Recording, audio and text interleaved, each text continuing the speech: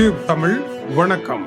சீனா எப்படி உலகின் மற்ற நாடுகளை முன்னேற விடாமல் பொருளாதாரத்தில் தான் மட்டும் வேகமாக முன்னேறி மற்ற நிறுவனங்களை உலக சந்தையில் இருந்து அடித்து விரட்டி கொண்டு இருக்கின்றது. இதற்காக சீனா செய்கின்ற வேலை என்ன? இதில் பல வேலைகள் முறையற்ற வேலைகளாக இருப்பதாக சீனா தொடர்பாக OECD அறிக்கை வெளியாகி இருக்கின்றது.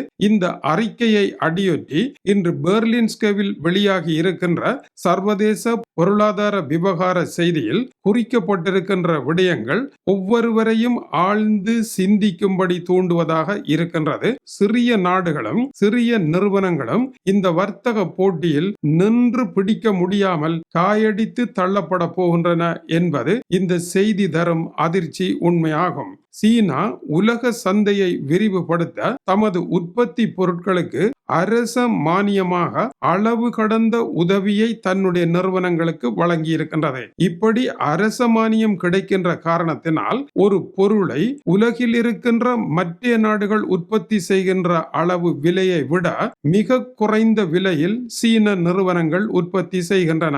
இவற்றை சர்வதேச சந்தைக்கு கொண்டு வந்து விலை குறைவாக விற்பனை செய்கின்ற பொழுது அந்த பொருட்களுடன் மற்ற நாடுகளினுடைய பொருட்கள் போட்டியிட முடியாமல் இருக்கின்றது.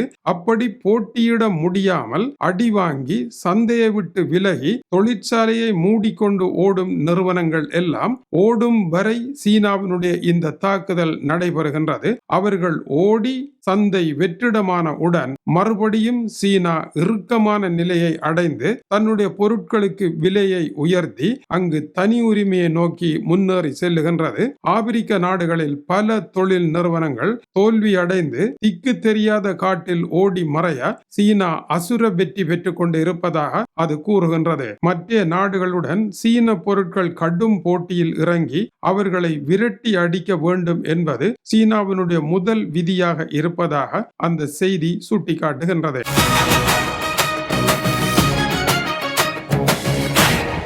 சீனா இப்படி செய்தால் அதை தடுக்க வேண்டிய பொறுப்பு அமெரிக்காவிடம் இருக்கின்றது. ஆனால் அமெரிக்காவினால் சீனாவை தடுக்க முடியவில்லை. அமெரிக்காவும் தன்னுடைய அளவு கடந்த பொருளாதாரத்தில் தன்னுடைய நிறுவனங்களுக்கு அளவு கடந்த மானியத்தை வழங்குகின்ற காரணத்தினால் அந்த நிறுவனங்களினுடைய உற்பத்தி செலவும் குறைவாக இருக்கின்ற பொழுது நிறுவனங்கள் தாமாகவே திறமை அடைந்து பொருட்களை தரமாக உற்பத்தி செய்து உலக சந்தையில் போட்டி போட்டு முன்னிலைக்கு வர வேண்டும் என்று ஐரோப்பா எடுத்த முடிவு ஏறத்தாழ தோல்வி முடிவாக இருக்கின்றது. 15 இடங்களில் ஆய்வு செய்திருக்கின்றது.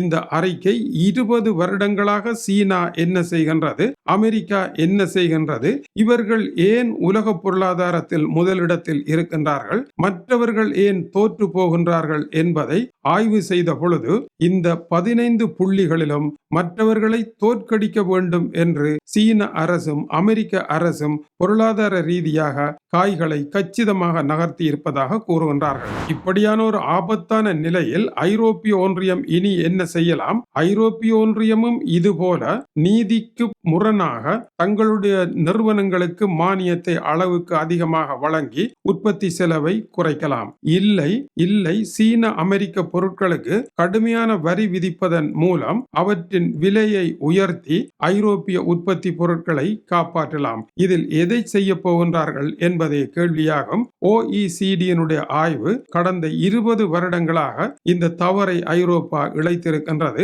ஐரோப்பாவினுடைய நிறுவனங்கள் கைகளும் கால்களும் கட்டப்பட்ட நிலையில் ஒலிம்பிக் போட்டியில் ஓடி தங்கப்பதக்கம் வெல்ல வேண்டும் என்கின்ற நிலையை ஐரோப்பிய உற்பத்தியாளர்களுக்கு செய்துவிட்டு நியாயங்களை கூறிக்கொண்டிருந்திருக்கின்றது என்பதும் ஐரோப்பிய ஒன்றியத்தில் இருக்கின்ற 27 நாடுகளுக்கும் இந்த விதியை கொண்டு வந்து அந்த நாடுகளில் வழங்கப்பட்ட மானியங்களையும் ஐரோப்பிய ஒன்றியம் என்கின்ற போர்வையில் அடித்து நூர்த்து ஐரோப்பிய ஒன்றியம் தன்னுடைய பொருளாதாரத்தை சிந்தித்ததை அல்லாமல் எப்படி இதை வெற்றி பெற வேண்டும் என்று ஜுனிக்காக சிந்திக்க தவறி இருக்கின்றது என்பதும் ஐரோப்பிய ஒன்றியத்தினுடைய ஆளுமை போதியதா என்ற எண்ணத்தையும் இந்த ஆக்கம் ஏற்படுத்துகின்றது.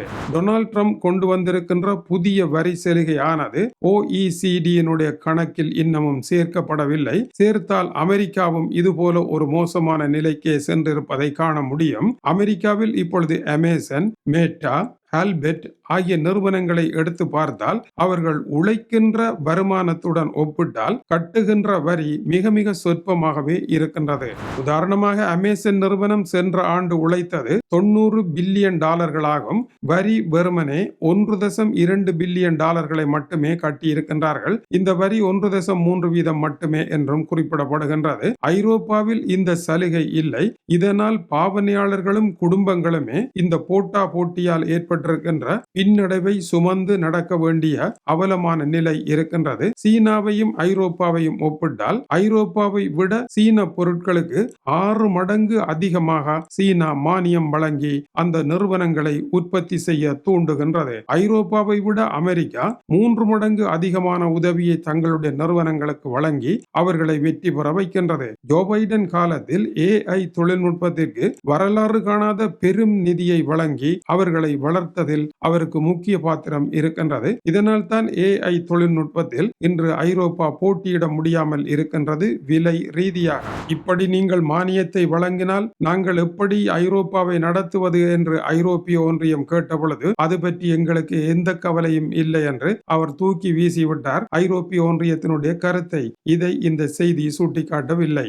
அதேவேளை சீனா தன்னுடைய நாட்டு நிறுவனங்களுக்கு குறைந்த வட்டியில் ஏராளம் கடன்களை அள்ளி அள்ளி வழங்கி கொண்டு இருக்கின்றது. இதனால் தான் சீனாவினுடைய கடன் உலகளாவிய ரீதியில் மிகப்பெரிய கடனாக மாறி இருக்கின்றது. கடன் சுமையில் சீனா தவிப்பதற்கு இந்த நிறுவனங்களுக்கு வழங்கிய கடனே முக்கிய காரணமாகும். ஆனால் நிறுவனங்கள் வெற்றி பெற்றதா என்றால் இவ்வளவு சலுகை வழங்கி இவ்வளவு கடன் வழங்கி குறைந்த வட்டியில் பணத்தை கொடுத்தும் அவர்களுடைய போராட்ட வீரிய வேகம் போதியதாக இல்லை என்பதுதான் சீனாவினுடைய இன்றைய நிலையாக இருக்கின்றது. ஆனால் சீனாவினுடைய நிறுவனங்களினுடைய விலை குறைந்த போராட்ட வீரியத்துடன் ஒப்பிட்டால் ஐரோப்பாவால் எதுவும் செய்ய முடியவில்லை என்பதும் மறக்க முடியாத உண்மையாகும். மேலும் அமெரிக்கா தன்னுடைய மானியங்களை போட்டியுள்ள இடங்களை குறிவைத்து அங்கு அதிகமாக வழங்குகின்றது. உதாரணமாக AI தொழில்நுட்பத்திற்கு. ஆனால் ஐரோப்பாவிற்கு அப்படியான நிலை அல்ல. 27 நாடுகளுக்கும் பிரித்து வழங்க வேண்டியதாக இருக்கின்றது கையில் இருக்கும் பணத்தை. இதனால் இலக்கில்லாமல் பணத்தை கொடுக்க வேண்டியதாக இருக்கின்றது. எதிரிகளுடன் போட்டியிட முடியாத சூழலும் இருக்கின்றது. இதனால் வரும் ஆபத்துக்கள் என்ன? ஏழை நாடுகள் இந்த வர்த்தக சந்தையில் போட்டியிட முடியாது. அவர்களுடைய நாட்டு நிறுவனங்களுக்கு பணத்தை வழங்கி மானியம் வழங்கி குறைந்த செலவில் உற்பத்தி செய்யுங்கள் என்று அவர்களை தூண்ட அந்த நாடுகளினால் முடியாது. ஏற்கனவே அந்த நாடுகளினுடைய உற்பத்தி தரம் மிக மோசமான நிலையில் பின்தங்கி இருப்பதனால் அதை மேம்படுத்தவே முடியாமல் இருக்கின்ற பொழுது சீனா அமெரிக்கா போன்ற பகாசுர வல்லரசுகளுடன் சிறிய நாடுகள் எப்படி மோதுவது, ஏழை நாடுகள் எப்படி மோதுவது என்பது ஒரு கேள்வி. இரண்டாவது, தகுதி இல்லாத இன்றைய விற்பனை சந்தையில் தொலைந்து போக வேண்டிய நிறுவனங்களுக்கு எல்லாம் சீனாவும் அமெரிக்காவும் மானியத்தை அள்ளி வழங்குவதனால் புதுமையாக யுனிக்காக வருகின்ற நிறுவனங்கள் எல்லாம் வெற்றி பெற முடியாத சூழ்நிலையும் எதிர்கால சந்ததிக்கு வாய்ப்பில்லாத சூழ்நிலையையும் களிம்பேறிய லோட்டாக்களை காப்பாற்றுகின்ற வேலையையும் இவர்கள் செய்கின்றார்கள் என்பது அதனுடைய கருத்தாகும். இந்த வியூகத்தினுடைய மூல சூத்திரம் தங்களுடைய போட்டியாளரை அளிக்கும் வரையும் தான் சீன நிறுவனங்களுக்கான மானியம், அமெரிக்க நிறுவனங்களுக்கான மானியம். அதன் பின்னர் போட்டியாளர் இல்லாத பொழுது நடந்து சென்றாலே தங்கப்பதக்கம் வெல்லலாம் என்கின்ற கள நிலவரத்தை உருவாக்குவதே இவர்களுடைய இலக்காக இருக்கின்றது. விமான உற்பத்தி, அலுமினியம் போன்றவற்றிற்கு ஐரோப்பா அமெரிக்காவை விட சீனாவில் 5 மடங்கு அதிக மானியம் கிடைக்கின்றது. வாகன உற்பத்தியில் ஐரோப்பாவை விட 5 மடங்கு அதிக மானியம் கிடைக்கின்றது. OECD ஆய்வு செய்த 15 துறைகளில் ஒன்றில் கூட ஐரோப்பா ஆக்கிரமிப்பு மிக்க ஒரு பொருளாதாரத்தை உருவாக்குவதற்கான மானியத்தை வழங்கவில்லை. ஐரோப்பிய ஒன்றியம் செய்த வேலை உறுப்பு நாடுகளினுடைய பிரச்சனையை பார்த்ததே அல்லாமல் எதிரி நாடுகளை வெல்வதற்கான ஒரு வியூகத்தை வகுக்கவில்லை என்பது சீனாவினுடைய இந்த நடவடிக்கை தொடர்பாக OECD வெளியிட்டிருக்கின்ற ஆய்வறிக்கையினுடைய மைய கருத்துக்களாக இருக்கின்றன. மானியம் என்பது ஒரு நிறுவனம் ஒரு பொருளை உற்பத்தி செய்ய 50 ரூபாய் ஏற்படுகின்றது என்றால் 20 ரூபாயை அரசாங்கமே தருகின்ற காரணத்தினால் அந்த பொருளை 30 ரூபாயில் உற்பத்தி செய்துவிட முடியும். வெளிச்சந்தையில் 50 ரூபாய்க்கு உற்பத்தி செய்து வந்த ஒருவர் 55 ரூபாய்க்கு விற்கின்ற பொழுது இந்த மானியம் பெற்றவர்கள் 45 ரூபாய்க்கு பொருளை விற்கின்ற பொழுது இவர்களுடன் அவரால் போட்டியிட முடியாமல் போய்விடுகின்றது. இதுவே இதனுடைய கருத்தாகும். எங்கே போகின்றது உலகம், என்ன நடைபெறுகின்றது இந்த உலகில் என்பதை நீங்கள் அறிவதற்காக இந்த செய்தி தரப்படுகின்றது. இது டியூப் தமிழனுடைய உலக செய்திகளுக்காக டென்மார்க்கில் இருந்து கீசே துறை. வணக்கம் உறவுகளே.